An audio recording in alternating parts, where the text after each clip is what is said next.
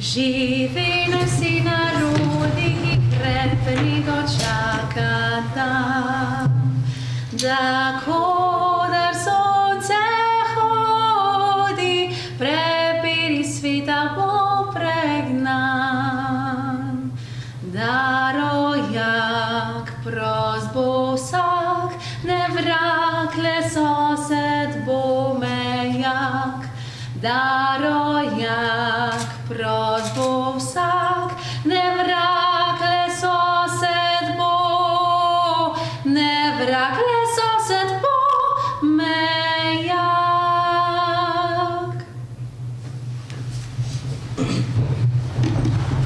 Spoštovane dame, spoštovani gospodje, toplo dobrodošli v dvorani Državnega sveta Republike Slovenije, kjer na nam lasten in poseben način obeležujemo Mednarodni dan žena. Dan žena praznujemo že od 8. marca 1917, kjer pa slavimo ekonomsko, politično in socialno enakopravnost ter dosežke žensk. Slovenci smo bili med prvi, ki smo podpirali tako imenovano žensko vprašanje. Dovolite mi, da na oder povabim predsednika Državnega sveta, gospoda Alojza Kovšco, ki nam je ob tej priložnosti pripravil poslanico. Vaša je beseda, gospod predsednik. Hvala.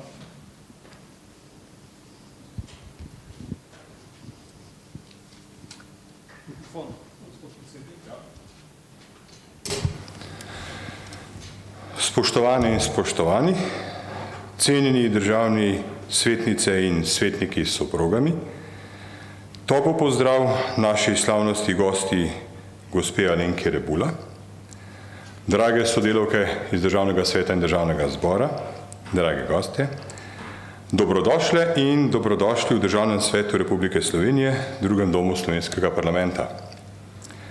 Vesel in počaščen sem, da ste se odzvali našemu povabilu, da skupaj proslavimo praznik, ki sicer ni dela prost dan, ga pa praznujemo najbolj množično po vsem svetu. Tukaj stojim z namenom, da otvorim ta izjemen dogodek, posvečen ženam, ženskam, materam, političarkam, delavkam, voditeljicam, umetnicam, prijateljicam, športnicam, seveda še posebej državnim svetnicam in strokovnim sodelavkam iz Državnega sveta in Državnega zbora. Torej, vsem ženskam z veliko začetnico. Prav zato se ne nameravam uvodni del posvetiti 100-letni borbi za pravice žensk, njihovemu prizadevanju, pa tudi dosežkom in pastem tega boja. To ni zgodba današnjega dne, niti ni bistveno poglavje današnjega časa. Danes stojim pred vami, da vam, drage dame, izrečem poklon, iskren in premišljen, naravnost iz srca, ne iz glave. Minulo leto smo revitalizirali mnoga Cankarjeva dela, njegova razmišljanja in globoka občutenja. Postavili smo ga znova na piedestal, osveženega, pomlajenega, na novo odkritega. Tega sem osebno zelo vesel. Pa vendar ne morem mimo dediščine Cankarjeve Francké, ki je tako močno zaznamovala slovensko žensko, da se mlade generacije žensk v borbi po izkoreninjenju iz tega primeža na nož dnevno soočajo z vrsto ponotranjenih družbenih konfliktov.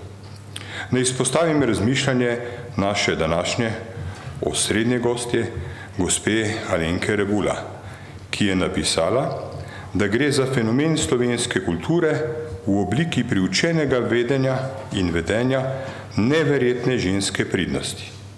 Naj nadaljujem z njenimi besedami.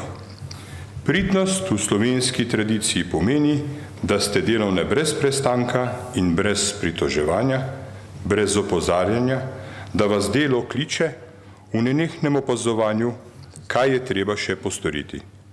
Bo že držalo, vidim po rahlem pritrevanju vaših glav. Naj poudarim, da imate vso mojo podporo za preporod, razcvet in vsestranski razvoj, saj iz izkušenj vseh vas, ki vas poznam, vem, da zmorete delati tudi čudeže. Doma, v službi, kot prostovoljke, kreativke, adrenalinke. Ozrite se okrog sebe, pa tudi v zgodovino. Ni vsaka ženska Franska. Svetovna popotnica, raziskovalka, pisateljica, poliglotka, svetovljanka Alma Karlin je neizbrisljiv lik ženske, ki žanje poklone in občudovanje. Sama sebe je imenovala kar nenavadna ženska, bitje ženskega spola. In prav je tako. Drage dame, dovolite mi, da vam ob tej enkratni priložnosti voščim za praznik s prav posebnim darilom Državnega sveta Republike Slovenije, predavanjem literatinje ter nadvse izjemne osebnosti gospe Alenke Rebula. Naj njene misli ohrabrijo duha te mlade generacije žensk, ki se rojevajo v jutrišnji svet, predvsem pa naj vam polepšajo današnji in še kakšen drug dan, pravzaprav vsak dan. Hvala lepa za vašo pozornost.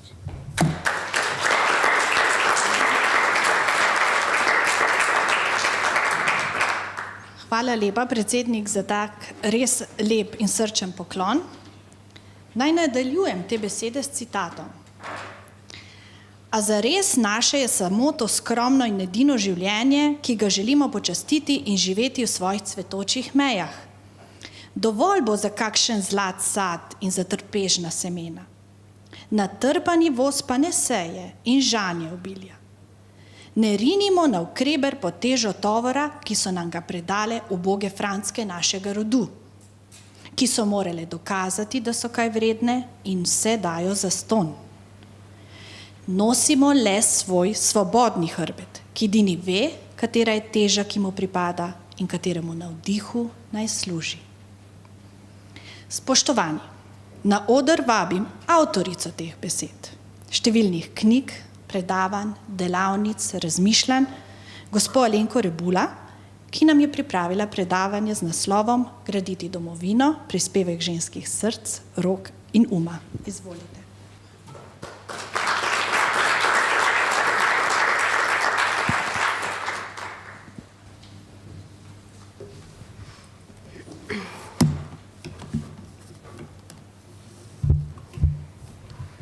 Prisrčno pozdravljeni in pozdravljene. Veliko čast mi je, da lahko tu govorim na ta dan. In želela sem vam posredovati tisto, kar že dolgo verjamem in kar tudi delam. In torej to razmišljanje poklanjam ženskam in vsem, ki ženske podpirajo. Torej, ko se ženska rodi, prinese na svet, tako kot moški, kot človeško bitje, svoj osebni načrt, vgrajen v njen temperament, telo in inteligenco. V sebi nosi vizijo lastne in povsem nove usode, ker je nova. V njej živi prvinski občutek o tem, kakšen svet si želi graditi okrog sebe, da bo po njeni meri. Kaj želi dati, ker ima veliko v sebi, in kaj hoče biti izraženo, razvito in izmenjano. Jasno je, ko se rodi, kdo trenutno je. Novorojenka je eno s svojim temperamentom, je prisotna v svojem trenutku, v svojem nedotaknjenem potencialu, v prvinskem telesu, ki išče avtentično gibanje po svojih potrebah in prehaja iz dejavnosti v počitek, kadar ga rabi, čuti svoje meje in uporablja vso moč. Novorojena ženska je suvereno bitje, ki deluje, kot da ji življenje pripada in predpostavlja podporo sveta in to, da ima pravico do razvoja in prostoja med ljudmi. Rodila se je v domovini, na zemlji in v času, ki ji pripadajo. Čuti svojo smer in v njej doma. Opazujmo to novorojeno bitje, ki nima še dvoma o svoji vrednosti, o svojem prostoru pod soncem. Ne dvomi o tem, kaj jo privlači, kaj odbija, kaj jo oživlja in kaj jo ubija. Vsaka novorojenka je drugačna, s svojim glasom, s svojim telesom, s svojimi odzivi. Toda porodnišnica je prva postaja naše nove in lastne usode in za mnoge ženske se pod svobodo in osvajanja sveta tam tudi zaključi.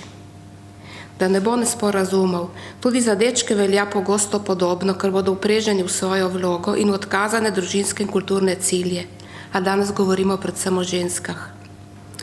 Ko deklica odrašča, bodo sledili sistematični poskusi, da bi iz samoniklega bitja, ki jasno občuti svoje posebnosti, naredili žensko po meri družinske vzgoje in podedovane kulture življenja.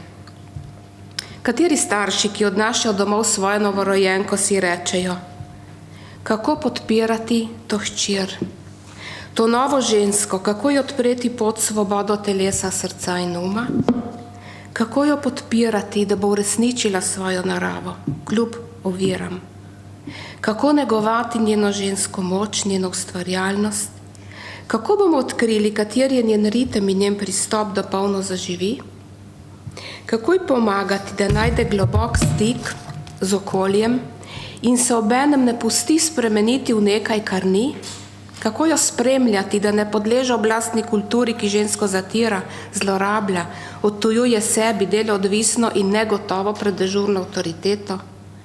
Kako deklici povedati, da je to njen svet, njena domovina in da je povabljena, da jo obogati svojo prisotnostjo in da je potrebno, da se nauči vešče in suvereno opravljati, kar je tudi njeno? Kateri starši res mislijo, da je to, da imajo v rokah zaklad, dar za človeštvo in za narod, edinstveno bitje, ki bo zaživelo le, če bo ustvarjalo na svobodi? In katera država počasti prihod nove ženske in ovrednoti prihod vsakega novega otroka? Ne, običajno se začne nekaj drugega, kar iz nas naredi to, kar smo zdaj, ker poglejmo se, koliko je v nas še novorejene suverenosti.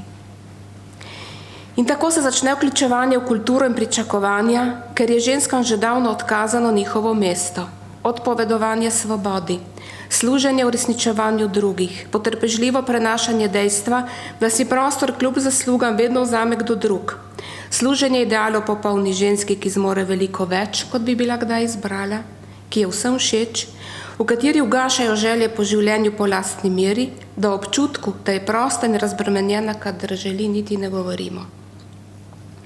Res, nekatere se prebijo na oblast in se uresničijo, a to ne spremeni dejstva, da večini tudi ne uspe. Kot tudi ne dejstva, da se ženska na visokih mestih običajno ne more uresničiti tako, kot bi bilo po njeni meri. Če so na poti do oblasti te ženske sploh ohranile stik s svojo vizijo in če je bil razlog, da so tja prišle, ustvarjanje. Ne govorim, da ni bilo doseženo nič. Na ravni enakopravnosti je bilo doseženo zelo veliko, a nekaterih bistvenih premikov še ni. In dokler se tega ne zavemo, tega tudi ne moremo spremeniti. Ženska se rodi v svoji domovini, a ni vzgojena, da bi to domovino tudi gradila po svoji meri iz svojega potencijala v zavesti, da je pomembna in enkratna. Zavedanje svoje vrednosti si mora trdo prislužiti in dokazati, da nekaj velja. Toda občutek vrednosti ni nekaj, kar bi si moral človek prislužiti. To nam je podarjeno z rojstvom in je naša neodtujljiva pravica. Potrebna je vzgoja, ki predpostavlja, da je naša vrednost nedotakljiva. Ne vzgoja, ki nas uči, kako jo pridobiti. Kajti taka naloga uničuje dostojanstvo. Zahtevati, da kdo dokazuje svojo vrednost, ni etično. Vsaka ženska si zasluži, da je počaščen njen obstoj sam, njena prisotnost med nami, zato da lahko sploh začne misliti na vse, kar lahko ustvari. Hoteti zlate odličnjakinje, nagrajenke vseh vrst, elitne znanstvenice in vrhunske športnice je lahko osrečujoč dosežek za tiste, ki jih to veseli. A lahko je tudi kruta prisila, odpoved svoje drugačnosti, uresničevanje pričakovanj nekoga drugega, ki hlepi po našem uspehu, zato da ga bo uporabil. Kot sem videla v teh letih v neštetih primerih, ko se ukvarjam z ženskimi usodami, se dekleta zelo redko odločajo za cilje po svoji meri, za kariero po svojem navdihu, iz svoje narave in v suverenosti odločanja o svoji usodi. Tako jo je mogoče spremeniti v bitje, ki preganja samo sebe zato, da doseže odobravanje, ki ga naklonijo drugi. A drugi se ne sprašujejo, ali ona živi po svoji meri, v spoštovanju svojega samouresničenja. Vzgojena je v bitje, ki išče aplavz in pohvalne besede, vidljivost in poklone in tako izgubi svojo moč, ne da bi se zavedala. Moč namreč prihaja izključno iz jasnosti, da vem jaz sama, kaj je pomembno. In da vem tudi, zakaj je pomembnejše od česa drugega. Samo ta drža rojeva prodorne, ustvarjalne dosežke, ki trajnostno obogatijo žensko osebno življenje in hkrati njeno domovino. To pa lahko vemo le, če smo bile kdaj obravnavane kot suvereno bitje in smo se naučile vsak dan izbirati. Nenehno naj bi bila ženska postavljena pred vprašanje, kaj čutim, kaj mislim, kaj vidim, kaj želim, kaj opažam in kaj mislim o tem, kar vidim. Ker so me v družini nagovarjali kot bitje, ki neodgovorno izbira in me podpirali, smo se lahko naučile svobode in odgovornosti. In torej to lahko vem le, če so mi povedali, da ni pomembno, kaj menijo sosedje, sorodniki, ostali. In da ocene v šoli niso podatki o moji vrednosti in da je izobrazba nekaj, kar je v službi moje rasti in ne točk. In da je delo na svetu zato, da se povezujemo in uresničujemo, ne zato, da tekmujemo. Kdo sem, kako uresničiti svojo žensko usodo, lahko odkrivam le v odnosih, ki mi dajo prostor in besedo, kjer čutim, da jih zanima moja suverenost, ne moje podrejanje. Žal se ženske odločanje po lastnih merilih pogosto sploh ne razvije in prije ta potreba na dan običajno po 50. letu, potem ko je dala vse od sebe in začuti, da nič zase živela nikoli in da v sebi nima prostora zase, kot ga nima v hiši. Moja privatna raziskava je pokazala, da kljub velikim hišam, ki jih pomagajo graditi, ženske pravilo nimajo svoje sobe.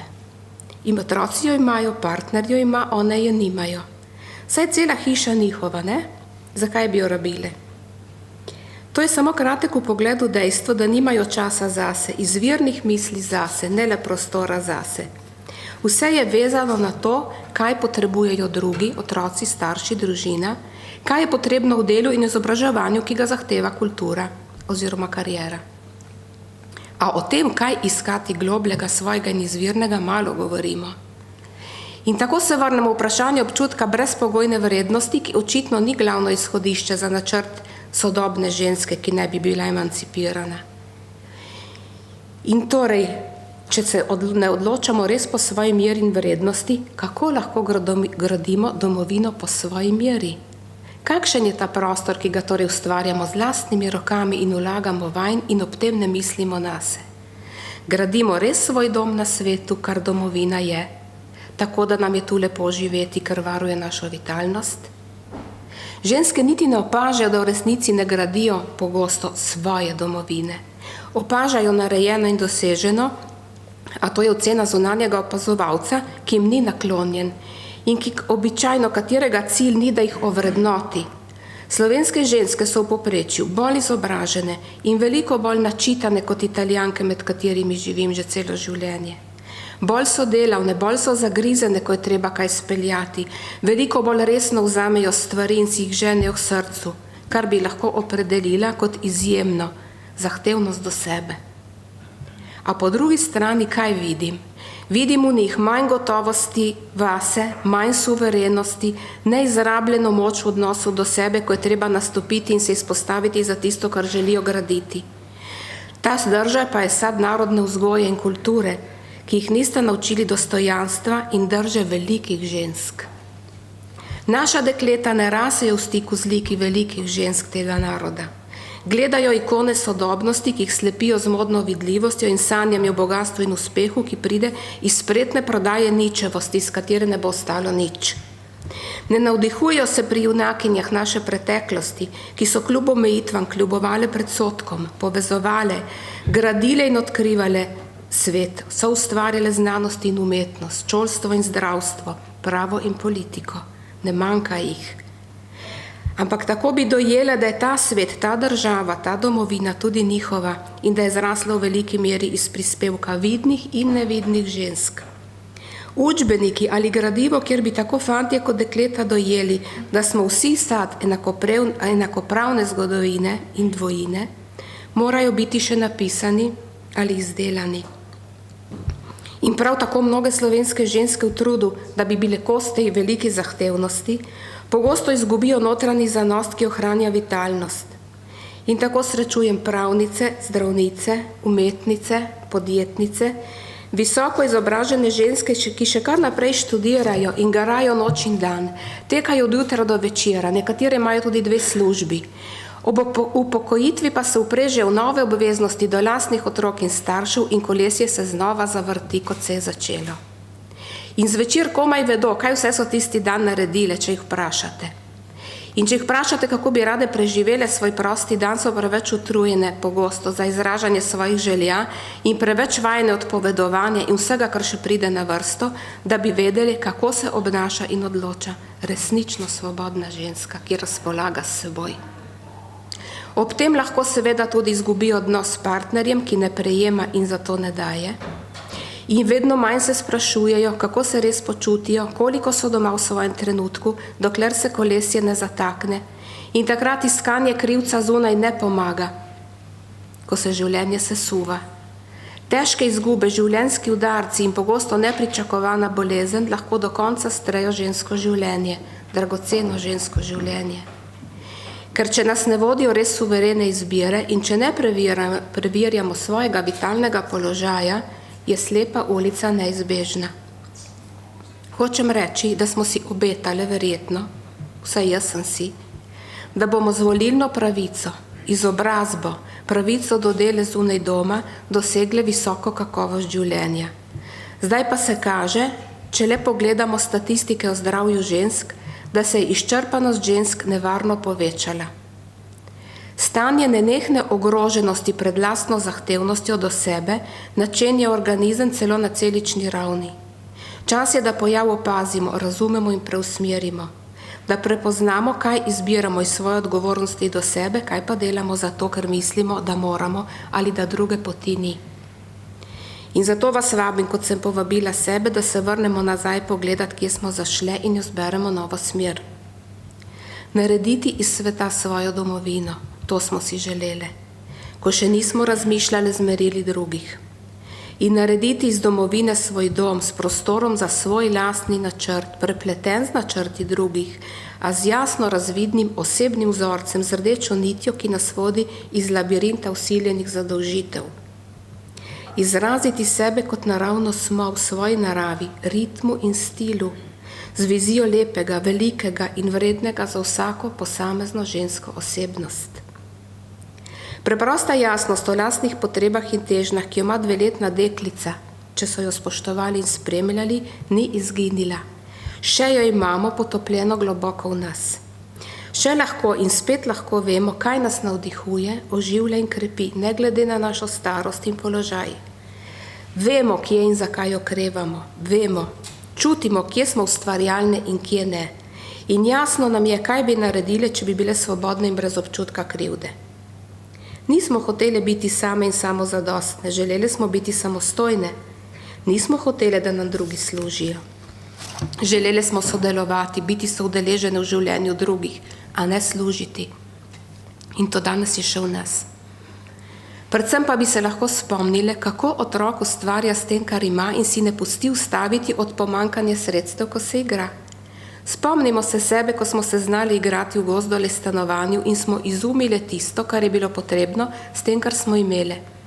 Ženske celega sveta so, kot nam je pokazala antropologija, znale uporabiti danost ustvarjalno tudi v skrajnih razmerah in iz eneličnih sestavinih so sestavile nešteto receptov, iz revščine in krpic odeje, iz nitk čipke, iz pomanjkanja zdravnikov pa je nastalo evropsko žensko zdravilstvo. Iznajdljivost ženske je neizčrpa in vitalna in samo svoja ženska uporabi, kar je, tudi zdaj, da uresniči svoje želje, svojo vizijo in svoj trenutek svobode. To niso malenkosti. Ženske so se na ta način prebile skozi zgodovino in tu smo tudi zato, ker so one to znale. Kot je nekoč rekel moj profesor, ko so v svoji revni učilnici na fakulteti psihologije v povojnem Trstu dobili obisk kolegov svetovno znane ameriške univerze in so sedeli skupaj, je rekel, počutili smo se enakopravne, kajti oni so imeli denar, mi pa odlične ideje. Danes vsi verjamejo, da je denar odločilen tudi za ženske načrte, zato da ustvarimo premike. To je le delno res.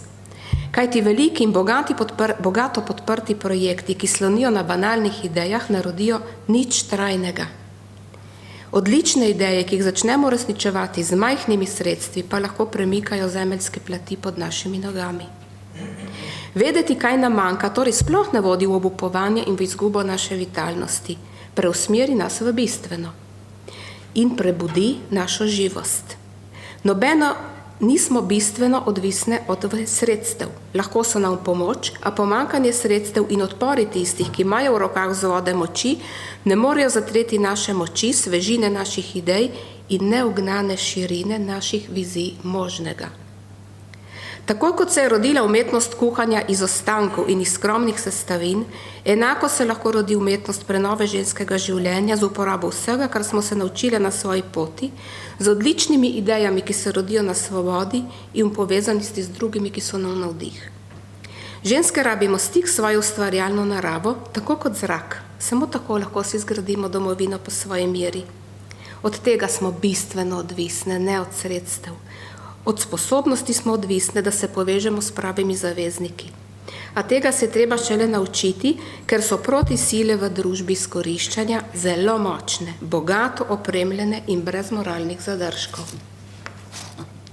Najprej nam mora biti jasno, da je ta prostor tudi naš in da nam pripada. Tu smo doma in ga lahko opremimo po svojih potrebah in po malem. Drugače bomo živele na tujem, v izgnanstvu in kot begunke na lastnem domu in na lastni zemlji. Nismo tu zato, da izpeljujemo načrte, ki si jih je zamislil kdo drug, pa čeprav Svetovna banka ali Svet Evrope. Bogatstvo sveta je sad dela mnogih rok, tudi ženskih, in nam pripada. Oglejmo si torej to bogatstvo in se ga naučimo uporabljati kot svoje. Lahko začnemo z ostrino osvobojenega vida in začnemo presojati, kaj bomo delali, s katerim ciljem in kako bomo stopali v svoje odločitve. Katerikoli zakon, projekt ali reforma lahko presojamo na veliko načinov, a glavni ne bi bil ta, kako to vpliva na našo kakovost življenja. Ali sodelovanje v tem načrtu izčrpava moje telo, me oddaljuje od družine, me preprečuje izražanje lastnih vrednot, me spreminja v neupoštevano izvajalko, v preganjavko drugih, v napadalno paznico kogarkoli, ki mora biti poleg tega tudi na voljo dežurnemu gospodarju? Ali s tem, kar počnem, gradim domovino, ki varuje življenje mene in mojih ljudi? Postaviti sebe v središče vsega ne pomeni postati egocentrične in si domišljati, da lahko brez drugih preživimo in da so drugi naše orodje. Pogosto ženske, ki pridejo v vzvodu moči, padejo v to past, ki obeta samostojnost in nadzor.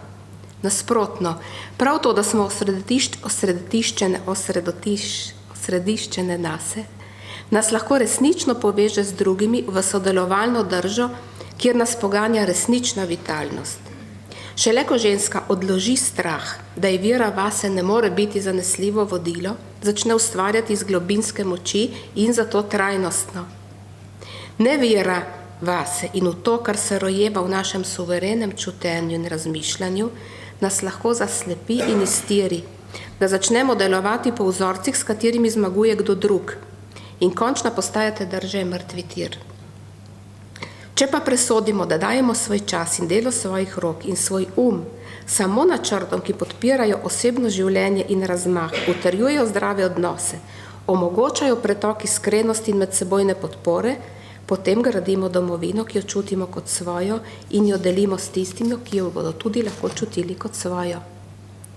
Zakoni v šolstvu ali zdravstvu ali katerakoli reforma ali obveznost, ki hočejo naše sodelovanje, a onemogočajo stik z družino, požirajo prosti čas, onemogočajo regeneracijo telesa s počitkom, ne gradijo naše domovine, ampak poganjajo kolesje drugih načrtov.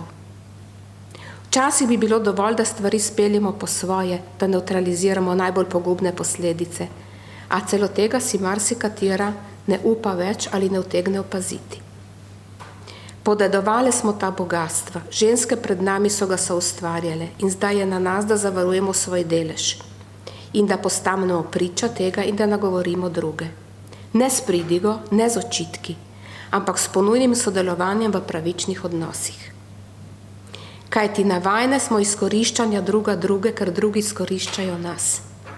Dedinje smo, a vse v isti meri in torej naj bi si delile izobilje dobrega. Ženska, ki pomiva stopnice, se bo počutila doma v tej deželi, če jo spoštujem in sodelujem v njenem iskanju častnega življenja tako, kot moram. Kultura hvaležnosti do vseh, ki prispevajo, in ne zakon, to je osnova enakopravnosti. Če ženska z nižjo izobrazbo in manj prestižnim poklicem čuti, da vem, da živim dobro tudi zaradi njenega dela in če to čuti vsaka, ki prispeva kakovosti našega življenja, potem ustvarjam enakopravnost. Vsako žensko življenje je dragoceno, krhko in minljivo. Vsako rabi dom in domovino in vsaka rabi občutek, da lahko doda svoj del k tej veliki zidavi. Tu smo zato, da naša suverena vizija najde svoj prostor. Domovina je tu zato, da uresničujemo pogoje za izražanje ženske inteligence, lepote, modrosti, ustvarjalnosti in da varuje njihov prosti čas, njihova telesa, sanje mladih žensk in spoznanja in izročilo starejših. In torej pomeni graditi domovino, narediti vsak dan nekaj občutenega, resnično svobodnega za svoj prostor v njej, brez sklicevanja na dolžnosti drugih in brez očitanja do tistih, ki rušijo. Potrebne smo veselja do dela, svobode in povezanosti, ne žalčnih polemik, zamrljivega in strupenega obračunavanja, hinavskih nasmeškov in polem pod noge. Samostojna drža zaživi, ko postane to domovina svojih ljudi. In tako danes lahko gledamo na to, da se vsaka vpraša, kako čuti svojo vsakdanjost kot svojo. Koliko dela, ker je to del njene življenjske vizije, ali pa se je to vdala. Koliko se spominja svoje otroške podjetnosti, svojega zaupanja, da lahko poseže in spremeni kaj po svoji meri. Koliko računa nase, da lahko zavaruje svoj notranji prostor. Spremeniti najprej sebe v svoj prostor, tu se vse začne. Ga zapreti pred vsemi, ki vdirajo s svojimi nauki, zahtevami in kritikami in ga odpreti svežini in naklonjenim gostom. Spremeniti svoje telo, ki ga ženemo vsak dan naokrog in ga vržemo spat, v svoj ljubljeni, zavarovani, varni, spoštovani dom. Spremeniti odnose, da bom med ljudmi na svojem, ker izbiram kdaj, kako in zakaj in s kom ustvarjati, kar verjamem. Če smo svojega prostora zbežali, če so nas pregnali, če smo se preganjene umaknile, potem je čas za vračanje v lastno telo, srce in um. Lahko pridobimo nazaj, kar je naše, ker nič ni izgubljeno, dokler živimo. Krivična tradicija je spreminjala ženske v zatiralke svojih otrok, v preganjalke drugih in drugačnih žensk, v prestrašene oboževalke tujega blaga, v podrejene izvajalke pravilnikov, ki zastrupljajo humanost in ločujejo, v ženske na lovu za mogočnežen, ki za najvišjo ceno omogoča socialni dvig.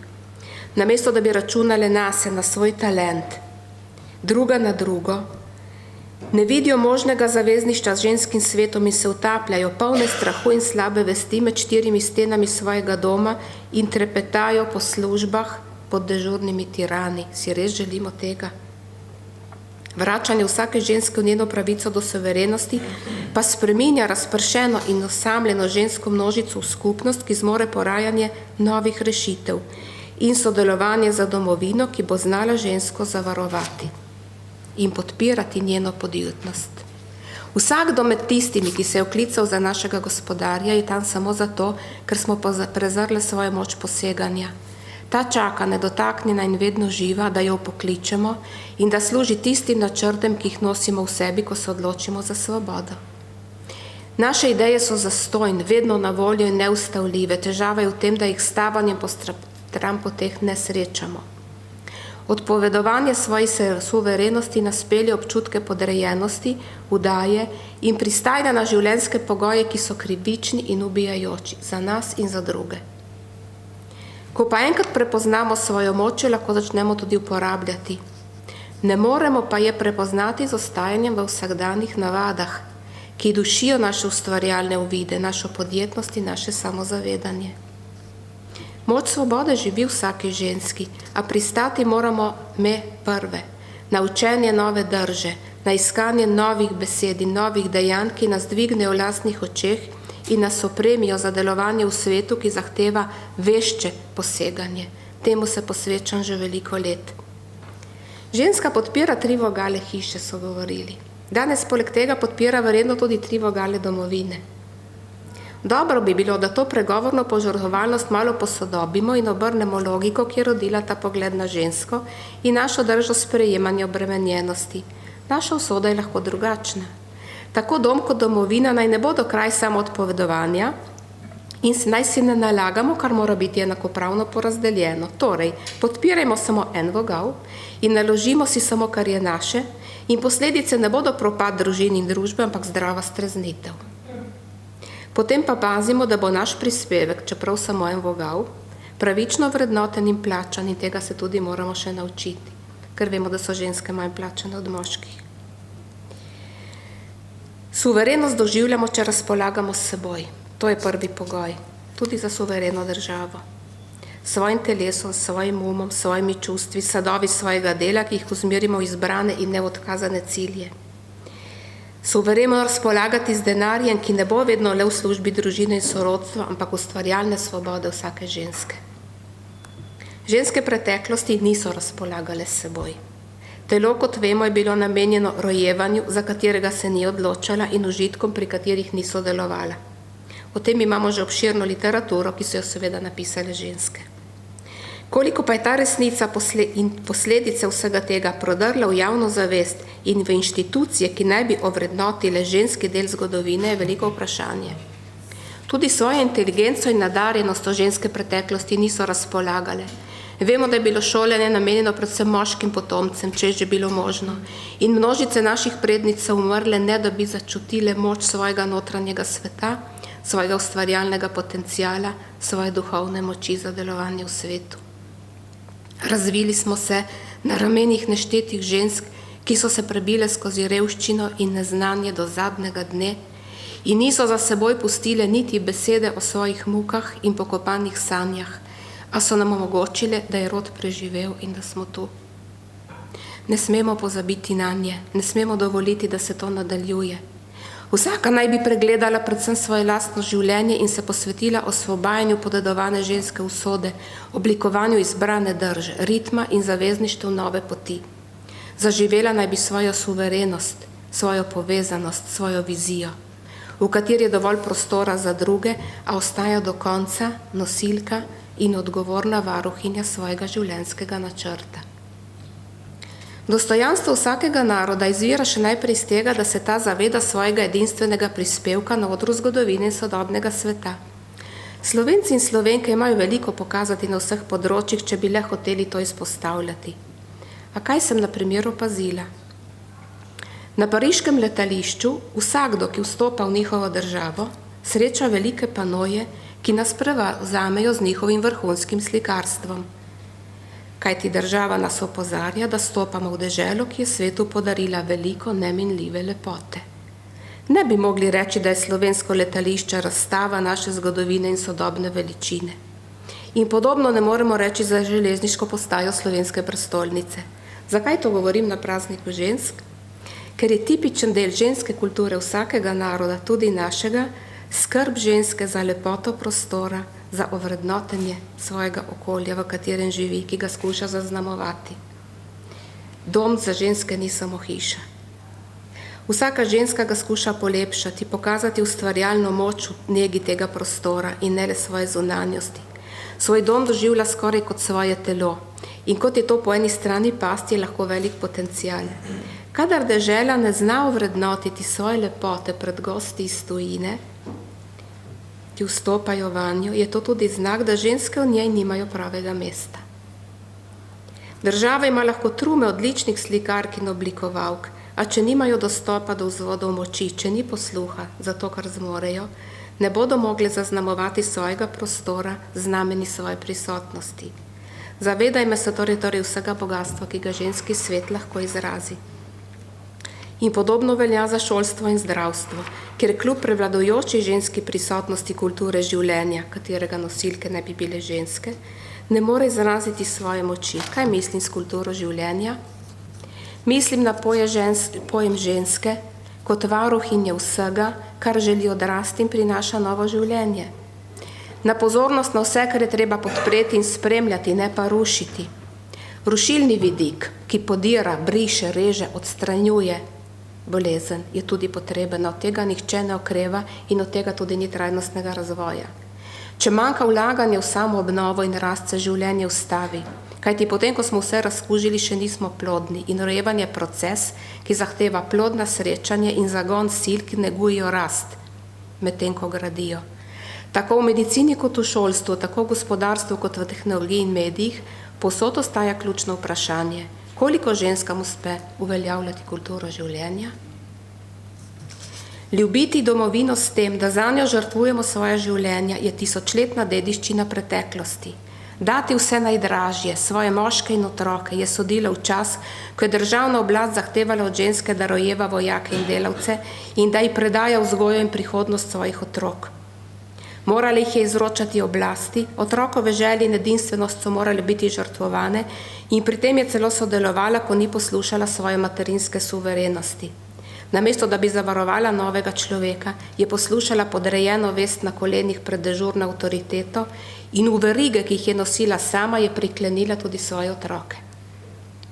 Graditi domovino, v kateri bomo zares doma, pomeni spreminjati to, svojo držo, svoj odnos do drugih žensk in iz tega spremenjenega položaja graditi dan za dnem razmere, ki negujejo življenje.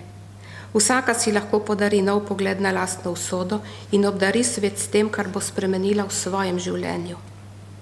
Naj zaključim s kratkim citatom iz knjige Vira Vase, ki so jo napisali z Josipo Prebek in v kateri je pojasnjena njena metoda za razvoj suverenega človeka. Morda se boste dočudili, da na koncu govorimo o ljubezni, ampak če ste kdaj brali pisma na smrt obsojenih, ki so se poslavljali od življenja, govorijo vedno o ljubezni in nikoli o sovraštvu, čeprav je sovraštvo tisto, ki jim je vzelo življenje. Kajti iz sovražnosti pridemo v ranah in iz ljubezni pridemo ozdravljeni. In tole je za zaključek. V potovanju skozi življenje se vsak dan spet odločamo, ali bomo nadaljevali, ali bomo obsedeli in se vrnili nazaj. Nič hudega, če včasih zavijemo v stran, v iskanju bližnice, v dolgotrajne ovinke. Takrat podvomimo vase in se v tem sprašujemo, ali je vredno in ali imamo moč za naprej. Vse to je del potovanja in vse prispeva k jasnosti. Kmalu lahko spoznamo, da moč na tem potovanju ni nekaj, kar lahko izgubljamo zaradi ovir in ukvarjanja z njimi. Kot iz zemlje, ki nas nosi, klije neizčrpna moč samoobnove, tako smo tudi mi obdarjeni z novimi silami vsak dan. Občutenje obilja na naši poti je posebno dogajanje v telesu in duhu, v katerem smo popolnoma prepustni za vse lepo, bogato in dobro okrog nas in iz tega pretoka potem črpamo svojo moč. Ali opažamo vse, kar smo ustvarili in imamo? Jezovi grenkobe in zamir ustavljajo pretok moči.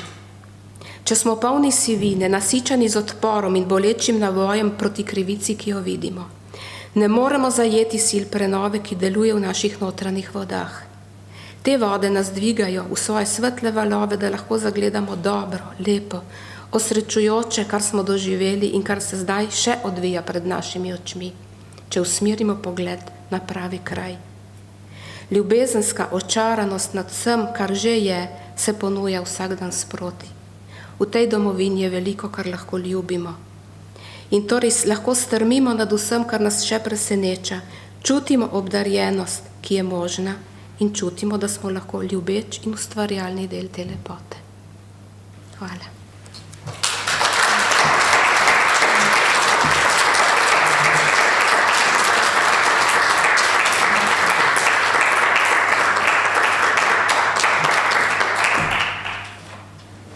Najlepša hvala za te res izjemne motivacijske besede, tudi v osebnem imenu. Zdaj bi pa prosila dijake Konzervatorija za glasbo in balet Ljubljana, da nam premierno izvedejo skladbo z naslovom Ženska, ki jo je za nas kot darilo pripravil njihov mentor, gospod Ivan Špacapan.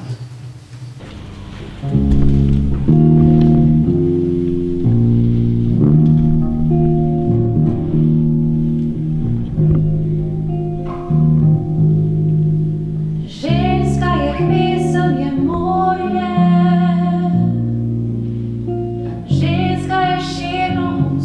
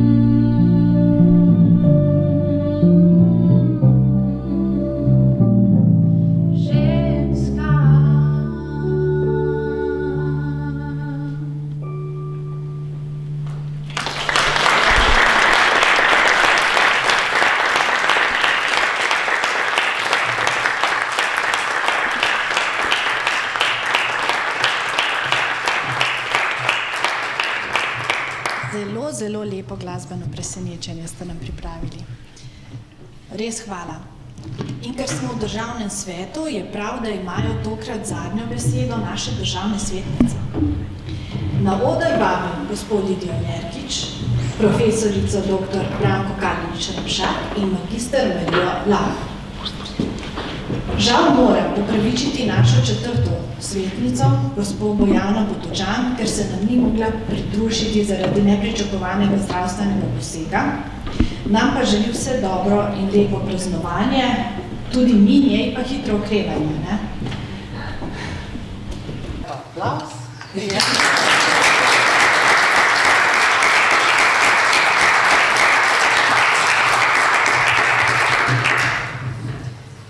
Naj začnem ta kratek pogovor z vami, gospa Lidija Jerkič. Dotakniva se tiste najbolj pereče ženske teme. Ženske v politiki, ženske na položajih. Ste ena redkih žensk, ki v Sloveniji zaseda visok položaj. Kaj menite vi recimo o ženskih kvotah? Ker namreč vse kaže, da običajno ženske zasede vodilna mesta, ko je kakšno izredno kritično stanje. Naprimer, lahko navedem par njih. Margaret Thatcher, Theresa May, Angela Merkel, Alenka Bratušek, belokranjske županje.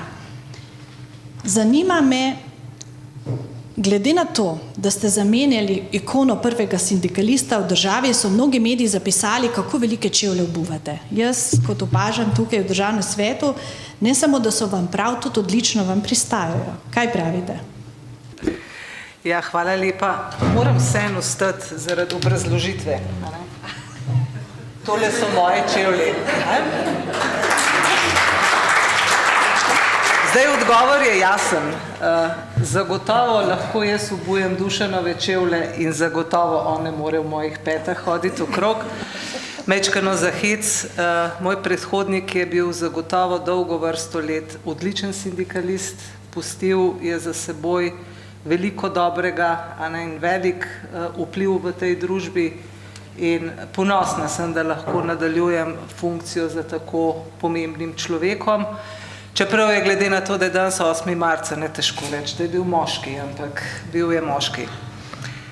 Na splošno moram reči, da sem v življenju morda imela neke vrste srečo, morda niti nesrečo, morda je odgovor kje drugje. Ampak vedno so me na nek način obkrožali moški, ki so me na nek način porivali naprej. Mislim, da polovico stvari v življenju mogoče se ne bi lotila, če ne bi moška okolica smatrala, da sem primerna za tako funkcijo, za tako mesto, za tako delovanje. Da sem bila morda velikokrat sama vase manj prepričana, kot je bila okolica in se potem na koncu izkazalo, da pravzaprav je bilo v redu, da sem bila prisiljena počenjati še kaj več. Ne bom rekla, da sem se po naključju znašla na mestu predsednice zveze, ker to pa tudi ne bilo čisto najbolj v redu, ampak zagotovo nisem nikoli imela občutka, da bi bila kdaj prikrajšana kot ženska in nikoli tudi zdaj nimam občutka, da sem zapostavljena zato, ker sem ženska. Včasih imam nasproten občutek, da je to prednost. Tisto, kar pa jaz pogrešam, je pa mogoče majhen naslovljeno na večino današnje družbe, ki je ženska. Dajmo si upati majčkeno več. Morda so pa priložnosti v naših odločitvah, v našem pogumu, da stopimo v kaj, ker nam mogoče ni pogodu in verjemite, da se takrat najdejo moški, ki podprejo 3 vogale. En tak je z menoj danes. Hvala za to spodbudo. Gospa Jerkič ni edina uspešna državna svetnica. Magister Marija Lah, vi ste svetnica že 2 mandata, predsednica upravnega odbora Trgovinske zbornice, veliko ste se izobraževali doma in tujini. Vaša beseda ima veliko težo. Pri vašem delu spremljate ključne razvojne, strateške, gospodarske in finančne premike v državi. Mnogi kritiki aktualnega stanja opozarjajo na problem pomanjkanja strateškega razvojnega načrtovanja, pa tudi na krizo vodenja. Kakšna je vaša ocena? Kaj bi vi svetovali našim slovenskim politikom? Smo res ujeti v zanke instant političnega odločanja? To pa je težko vprašanje. A takole v redu, no, moški pomagajo ženskam, tako kot je Lidija rekla, stojijo za ženskami, zato da smo lahko uspešne. To pa je zelo težko in kompleksno vprašanje, moram reči, in ga bom razdelila na 2 dela. Prvi del se bo nanašal bolj na gospodarstvo, ker razmere v gospodarstvu recimo temu nekoliko bolj poznam. In sicer bi rekla takole, če pogledam skozi daljše časovno obdobje, recimo 10-15 let in primerjam to strateško naravnanost voditeljev oziroma direktorjev, predsednikov uprav, potem moram ugotoviti, da so bili v tem obdobju narejeni zelo, zelo veliki premiki. Danes, predvsem na nivoju recimo srednjih podjetij, ki so steber razvoja slovenskega gospodarstva, lahko ugotovimo izjemno kvalitetne menedžerje, ki lahko stopijo ob bok kateremu koli evropskemu menedžerju, tako za svojim znanjem, za svojim vedenjem, voditeljstvom, za svojo vizijo in strategijo, v ničemer ne zaostajajo za tujino. Torej, tu je brez dvoma narejen izjemno velik premik, mogoče nekoliko manjši premik na nivoju vizionarstva, vendar razvoj gre naprej. Vse skupaj je pravzaprav neka evolucija, zato sem prepričana, da bodo tudi na tem nivoju storjeni premiki. Nekaj je pogojeno z nenehnim izobraževanjem, nekaj pa je pogojeno z generacijskimi spremembami. Koliko je zdaj to pogojeno z čedalje večjim odstotkom žensk na pomembnih delovnih mestih, je zdaj seveda drugo vprašanje. Brez dvoma pa so dobri strateški timi tisti, ki so mešani timi, torej moški in ženski timi, predvsem tisti, ki so glede na različne kompetence ljudi dobro sestavljeni, ki imajo voditelja, ki ve, kaj hoče in ki zna motivirati ljudi. Tako da, kar se gospodarstva tiče, mislim, da smo na dobri poti. Kar se pa politike tiče, je pa tako. Že državni svet je pravzaprav v prvem sklicu, pa tudi zdaj velikokrat izpostavljal problem, da Slovenija nima svoje strategije. No, zdaj do te strategije smo nekako pred letom 2 prišli, ne pa tudi do politik na posameznih področjih. Tu pa smo pravzaprav še šibki.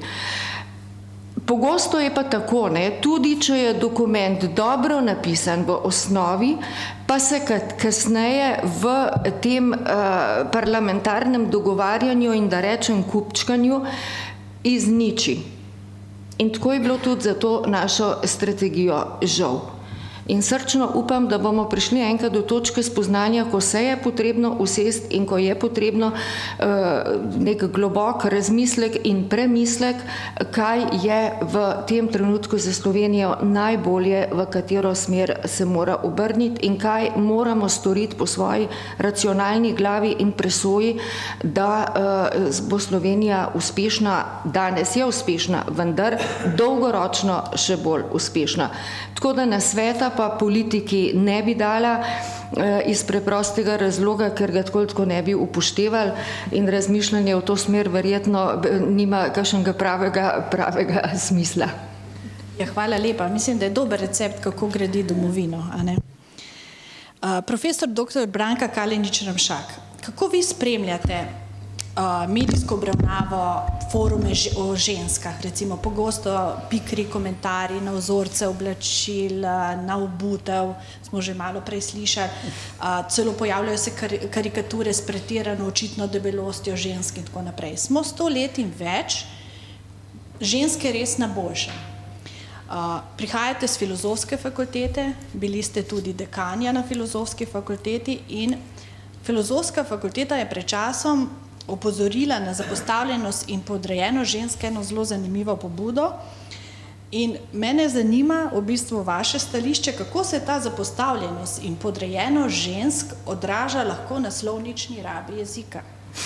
Ker, a se vi s tem strinjate, ste do tega kritični, zakaj? Ne? Ker žal med nami poslanke imamo tudi, mislim, da vodi celo parlamentarni odbor, Suzana Lep Šimenko, pa bi bila zdaj Suzana Lepa Šimenko. Tako da, gospod Ramšak, vaš komentar. Hvala lepa. Forumi, splet, torej virtualna realnost, ravno prej smo komentirali pred prihodom, kako današnja mlada generacija pogosto v bistvu že ne zna ločiti, kaj je to prava realnost in kaj je Facebook realnost. In kako, kaj so tiste verodostojne novice, ki nekaj pomenijo, ki niso ničeve, kakor ste vi dejali. In seveda, kakšen vpliv ima to na današnja mlada dekleta. Mislim, da moramo stalno opozarjati in jih usmerjati in z primeri in seveda moje področje je literatura, z literaturo seveda kazati kritično na probleme današnjega časa. Jaz prihajam iz akademske sfere in ne morem biti tako zadovoljna z akademsko sfero. Univerza v Ljubljani letos praznuje 100 let.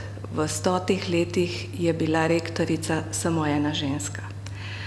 Filozofska fakulteta je soustanoviteljica Univerze v Ljubljani, se pravi, tudi mi praznujemo 100 let in jaz sem bila tretja dekanja v 100 let filozofske fakultete, vsekakor pa dekanja z 4-letnim mandatom, se pravi z najdaljšim mandatom.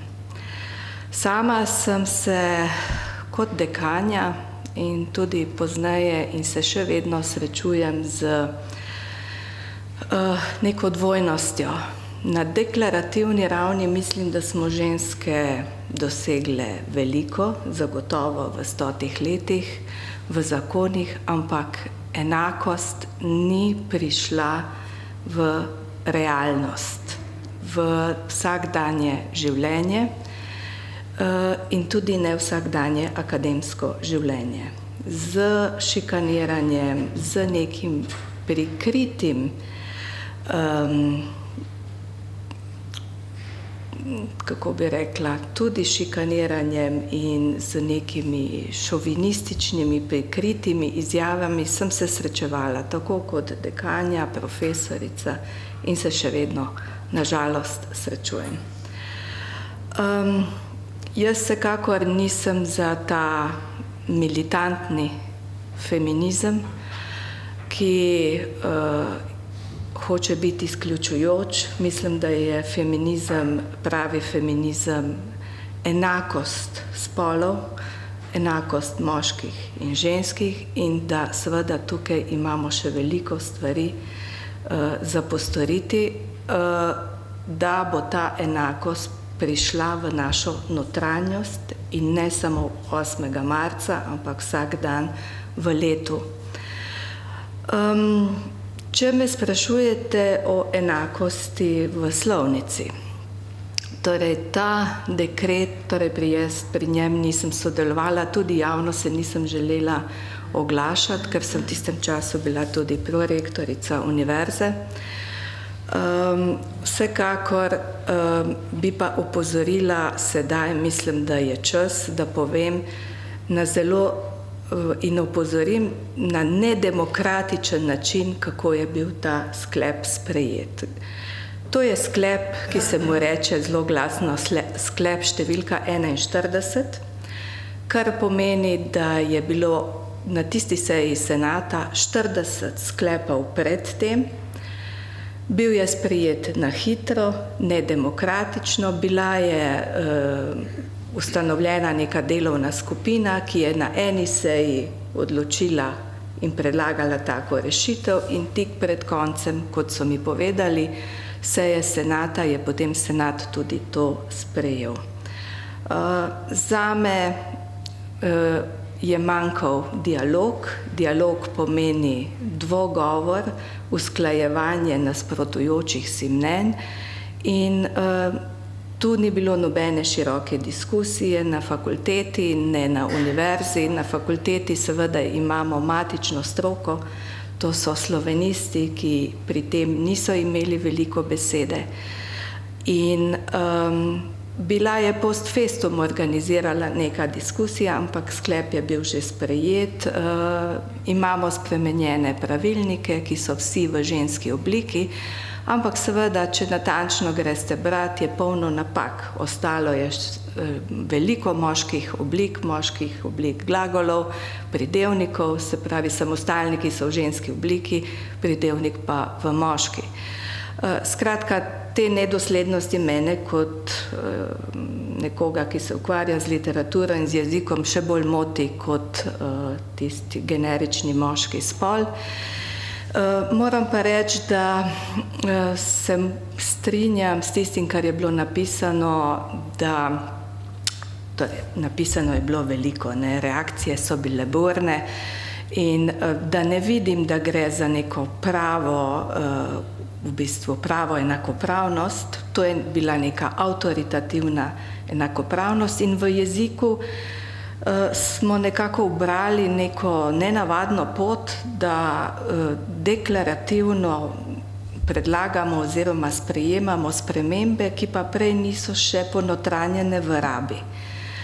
Ponavadi je pot obratna in jezikoslovci vsako takšno spremembo, ki jo zapišejo potem v slovarje, v slovnice, predlagajo oziroma zapišejo nekako s tresočo roko. Tukaj je bilo pa na avtoritativni način, sociološki, v bistvu sprejeto nekaj, kar naj bi izravnalo krivice.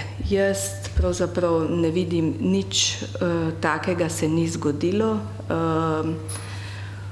Tudi sporočilnost oziroma nek simbolni pomen, kot je dejal dekan Filozofske fakultete, tega sklepa, jaz ga ne razumem, kajti edino, kar vidim tukaj, je neko spet avtoritativnost, nekonsenzualni sklep, s katerim se seveda velika večina oziroma veliko ljudi, tako na fakulteti in tudi v javnosti, ne strinja. Tako da, če bomo po 3 letih prišli spet na tak je sklep, po 3 letih ženskih oblik bomo prišli pa na pravilnike, ki bodo eden v moški, eden pa v ženski obliki. Jaz tu enakopravnosti pravzaprav ne vidim. Sem pa bolj zato za neko dejavno enakopravnost in kot dekanja sem skušala to uveljavljati, tudi z popravo številnih krivic profesorjev, ki so bili s profesorskimi nazivi dolga leta zaposleni na asistentskih delovnih mestih in tudi z zaposlitvijo, ponovno zaposlitvijo 15 snežilk, ki so bile zaposlene preko različnih servisov, izkoriščane in potem smo jih zaposlili ponovno na Filozofski fakulteti in tem v bistvu smo v vodstvu izrazili spoštovanje do njihovega dela. Hvala lepa. Kot je že gospa Lahova prej omenila, očitno je to pogost recept za naše strateške dokumente, kako se lotevamo iz kakšne strani. Gospa Jerkič, da vas predstavi tudi še po kakšni drugi plati. Če sem prav obveščena, vi radi planinarite. Je to vaš ventil za sproščanje? Vem, da tudi kar nekaj politikov zahaja v hribe. Ste kdaj koga srečali, poklepetali, šli skupaj na vrh? Greste v bistvu raje sami ali raje v skupinah? Kako vam to pomaga pri delu? Najprej na prvo, tudi jaz sem slišala, da neki politikov hodijo v hribe, pa nisem do zdaj srečala še nikogar, priznam. Je pa res, da je planinarjenje neke vrste meditacija, tako ga se jaz jemljem, to je prostor, kjer ni veliko ljudi, kar je glede na moje delo sproščujoče. Med tednom imam pač toliko pravka z različnimi ljudmi, praviloma ne z pozitivno razmišljajočimi, pa ne s takimi, ki nimajo nobenega problema, ampak ravno obratno. In vikendi, ko je mogoče nekam na samo, kjer je mogoče misli pustiti kje drugje, so prav sproščujoči. Zdaj, planinarjenje je lahko zelo različna dejavnost. Mogoče je v družbi, tega se včasih poslužim v okviru svojega planinskega društva, se dogajajo taki dogodki z mojim dragim, seveda.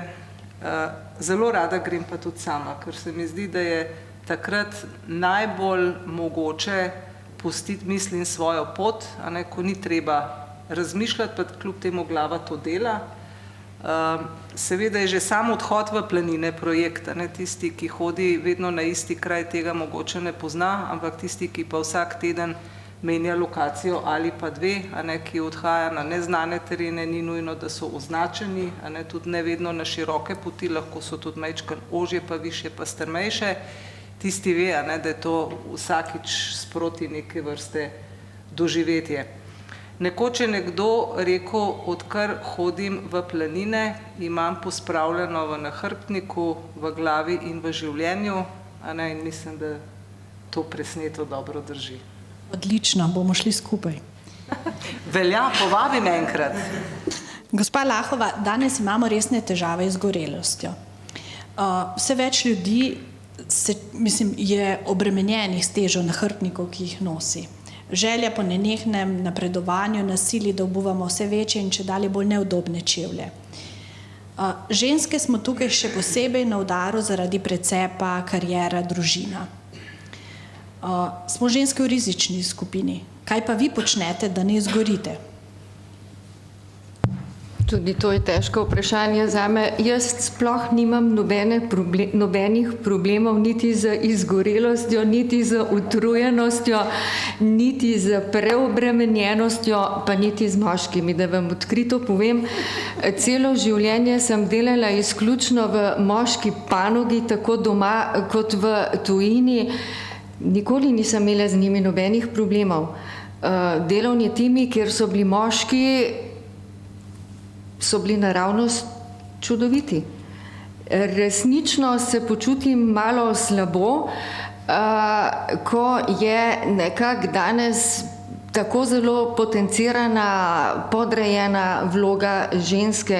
Res, moram reči, sem imela v življenju zgleda, da izjemno srečo, da nikoli nisem se počutila niti šikanirano, niti manj plačano, niti kakorkoli deplasirano, da tako rečem, zato, ker sem ženska. Nasprotno, jaz moram reči, kot Lidija. Jaz sem celo to zadevo, da sem ženska pravzaprav, ali pa to dejstvo, izkoristila takrat, ko je bilo potrebno, ko sem ocenila, da lahko iz tega naredim določen profit za firmo, zase, za cilje, ki sem jim sledila. Mislim, tako da resnično, kar se tega tiče, nimam problema, kar se izgorelosti tiče, pa tudi ne.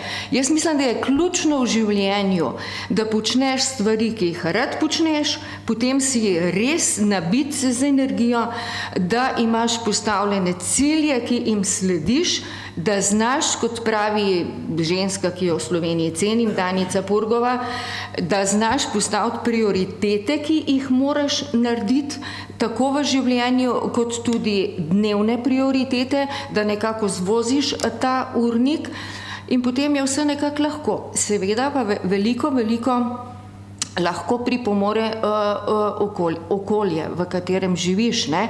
In če se malo dotaknem tudi predavanja, je tako, jaz nikoli v družini kot otrok nisem čutila, da bi bila kaj drugačno od brata, ki je bil seveda moški, ne? Niti kasneje v študentskih letih, niti kasneje, ko imam lastno družino, nasprotno, moj pokojni tast je do žensk čutil izjemno naklonjenost v tem, da jih je podpiral, bil je med profesor, je imel tudi študentke in tako naprej. Tako da imam res pravzaprav po tej plati eno tako veliko srečo in tudi familija me je podpirala.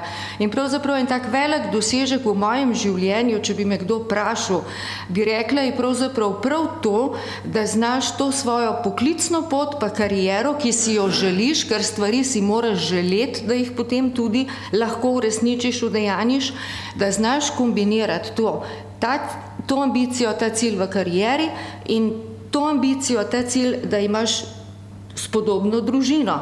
In če pogledam svoje zelo odrasle sinove, pa moram reči, da mi je kar uspel, ker so odlični fantje, doštudirani fantje z nekim resnim pogledom na življenje in na svet, tako da v življenju se pravzaprav, če je to primerno okolje, vse da. Tako da ne, izgorelosti tega pa ne čutim. Hvala, zasluži aplavz, a ne? Profesorica Ramšakova, ste ženska med akademiki, veliko se gibate med mlado generacijo študentk in tudi veliko potujete. Nedavno ste bili v Španiji priča velikim političnim spremembam. A jih lahko malo podelite z nami, pa mogoče tudi to, o čem se razlikuje Slovenka in Španka? Malo smo danes slišali Italijanka in Slovenka. Ja, res je. Torej, v Španijo pač profesionalno grem, raziskovalno in tako sem bila tudi pred 3 tedni,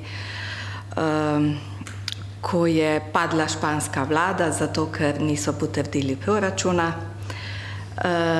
ko je se začel proces proti katalonskim politikom, ki so oktobra leta 2017 izvedli referendum.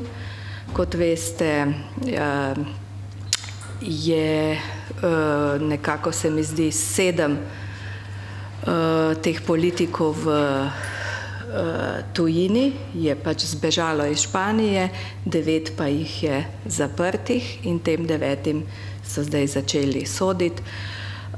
Moram reči, da tudi ker preko interneta malo sledim temu procesu, ker ga prenašajo direktno vsak dan, ko so obravnave. In pravzaprav ne vem, kako se bo to končalo. Mislim, da bo to imelo kar dolgoročne posledice, ne samo za Španijo, ampak verjetno tudi za Evropo. Španija je še vedno nekako razdeljena in zdaj se morda to bolj vidi kot nekako prej. Na tiste 2 Španiji tradicionalno in napredno. Med drugim so v tistem tednu tudi želeli začeti ekshumacijo diktatorja Franka, namreč v Španiji ima svoj mavzolej še vedno Franco in socialistična vlada je končno predlagala, da se ga pokoplje v družinski grobnici, ampak je sodišče zdaj ta proces ustavilo. Družina se je pritožila in pravzaprav ne vedo, kako bodo to zadevo rešili. Skratka, razborljivo je bilo, iz dežja pod kap sem hotela iti bolj na raziskovalno v raziskovalno tišino pa je bilo, moram reči, kar v bistvu zelo pestro, tako da to ni samo naša značilnost.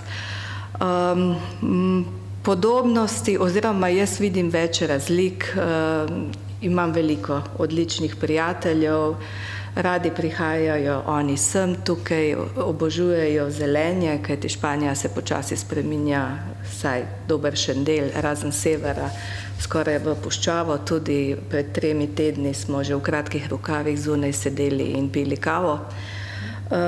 So zelo klepetavi, zelo hitro govorijo, ampak moji prijatelji so iz akademskih krogov, radi berejo, veliko se pogovarjamo o literaturi in vedno z veseljem v bistvu izmenjamo takšna mnenja.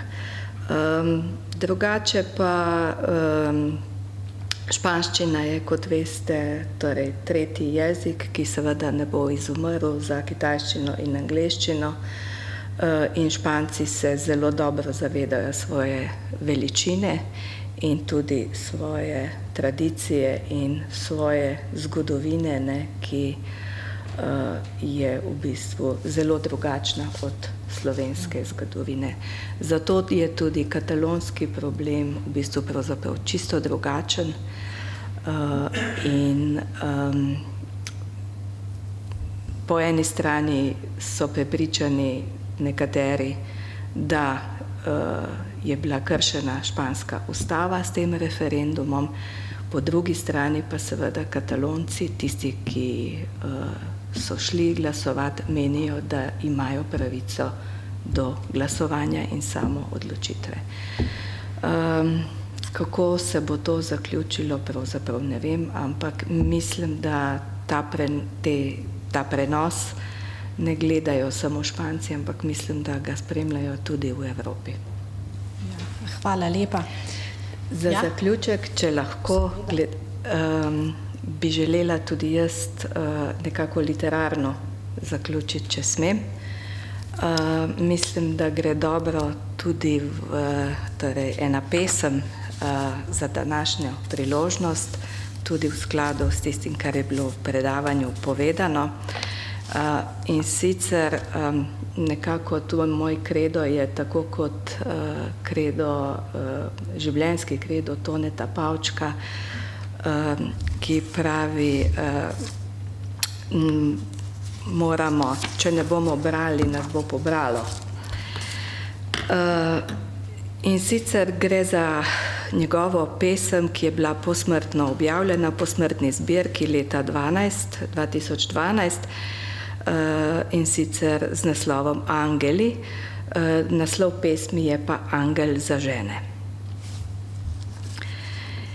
Ni lepšega od njega, ni bolj koristnega od njega, ni bolj milega od njega, kot je angel med angeli, angel za žene. Povsod je in nikjer, v kuhinji, sobi, štali.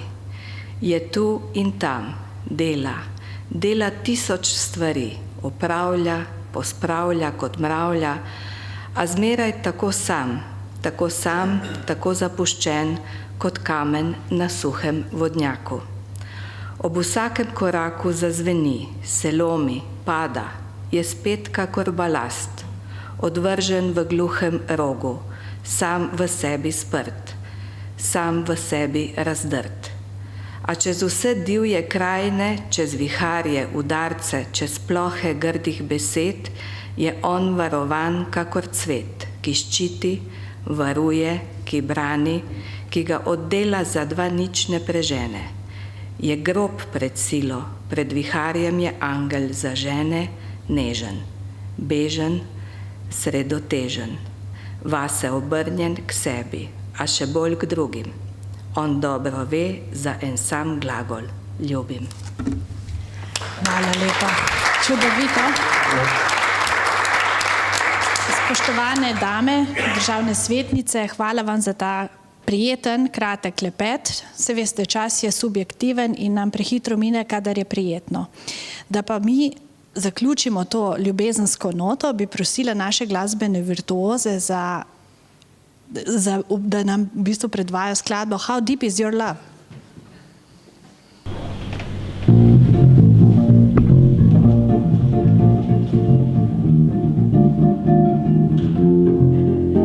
When you rise in the morning sun, I feel you touch me in the pouring rain. And the moment that you wander far from me, I wanna feel you in my arms again. And you come to me on a summer breeze, keep me warm in your love when it's softly beat.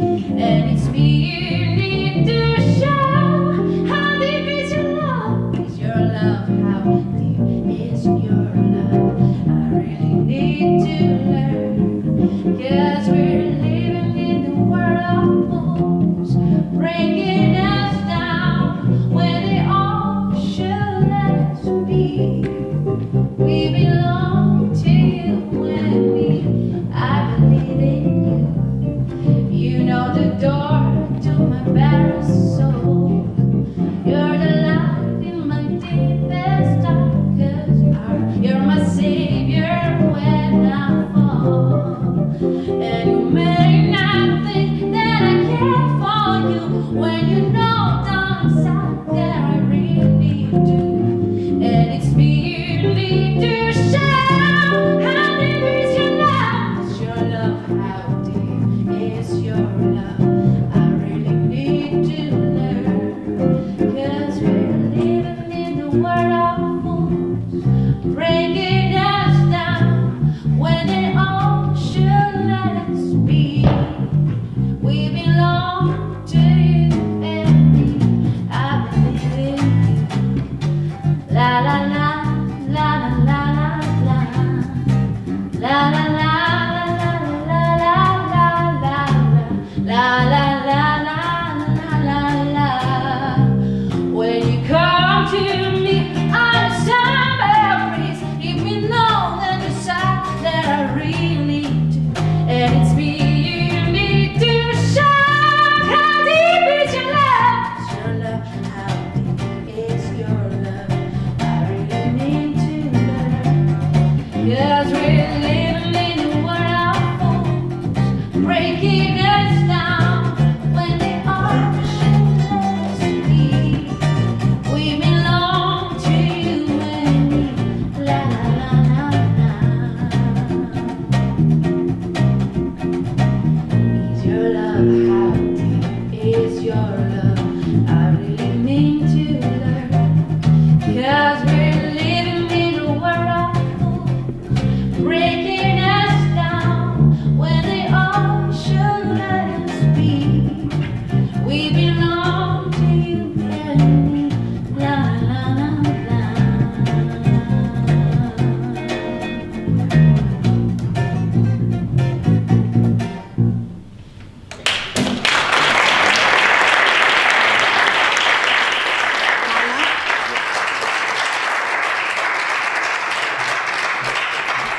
Tako pa zveni ženska na dobrem glasu, ne?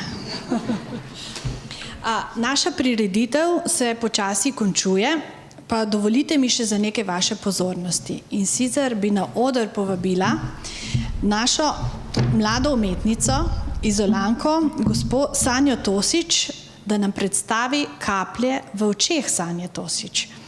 Namreč umetnica, ki razstavlja v Preddverju, ker ste si verjetno že nekateri pogledali njene umetnine, je leta 2015 svojo fotografijo predstavila tudi na naslovnici komičnega stripa Marvel, ki je oblikoval Marco D'Alfonso in na Twitterju požela velik uspeh.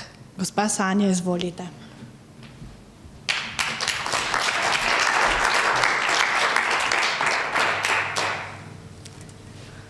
Dober dan, moje ime je Sanja Tosić in vam bom kar prebrala en kratek odsek, ki bo povedal nekaj o moji razstavi. Torej, razstava Kaplje so ena najbolj izmusljivih del narave. Hipne in hipnotične skulpture, ki jih iz curkov ustvarjam v svojem studiu, so v trenutku, ko nastanejo, tudi razblinijo. Spontane in neobvladljive forme so posnetki resničnega, a zrežiranega dogajanja, ki jih ujamem v fotografski objektiv in vam tako ponudim unikatno pripoved. Ta vas skozi fabulativnost pripelje v polje fantastičnega in iracionalnega. Dinamika v podobah se v gledalčevem pogledu manifestira v doživetje, kjer sta sedanjost in prihodnost razporejeni kot celota. Pretočnost, minljivost, a hkrati zavedanje trenutka, ulovljena lepota dogodka je izpoved ženske, je doživetje, ki ga podobe virtualnih svetov posredujejo na prav poseben način. Hvala lepa za povabilo, v veliko veselje mi je, da danes razstavljam tukaj. Uživajte v razstavi.